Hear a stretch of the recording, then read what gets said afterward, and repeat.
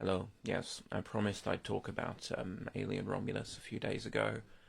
Unfortunately, I am lazy and bald, so it took me some time to gather my thoughts. Before I get into the movie, I saw a trailer for the new Nosferatu film, and like, watch the trailer, guys.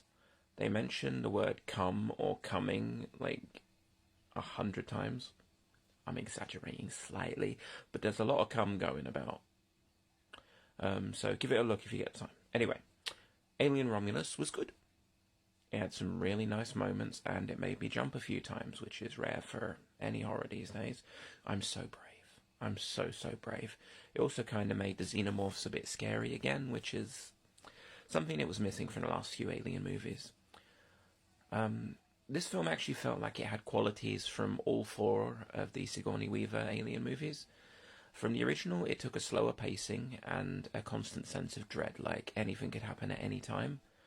Um, and there were a few callbacks to the original as well, which I'll not go into because I'm trying not to spoil too much. There may be one or two little spoilers in this review, by the way, but not too many.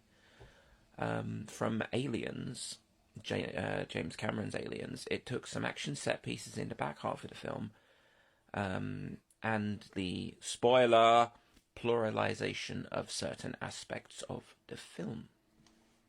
From Alien 3, it took a couple of English guys, one of whom belonged in a prison cell and who I desperately wanted to see die. And from Alien Resurrection, it took its final confrontation with similar moments and a similar, although in my opinion, much scarier monster. Romulus definitely honours those who came before it, but with some moments, and one in particular, that definitely felt a bit out of place. A character does something and then says the following: "Get away from her, you..." Then he takes a break, gets a bus, goes off somewhere, comes back about an hour later and goes, "Bitch!" I liked most of the characters in this film. Space Roadman, the English guy who annoyed me notwithstanding. I liked Andy, Rain, and Kay. They really stood out for me. I genuinely loved Andy and his kind of dueling nature. It's like two sides of him. Plus, I make a lot of really shitty jokes as well, so he reminds me of me. L-O, and furthermore, L. There were a couple of issues with the film, though. In my opinion, the only opinion that I'm going to really talk about, because I don't know anyone else's, because I don't really talk to people or leave my house. Our heroes are given guns, like halfway through the film, but they're told you can't actually use them. This is because if the alien bleeds, its acidic blood will cause fatal damage to the Romulus and our heroes. Someone suggests that the guns can be used to intimidate the alien without actually shooting it. Just the sight of the gun should scare it.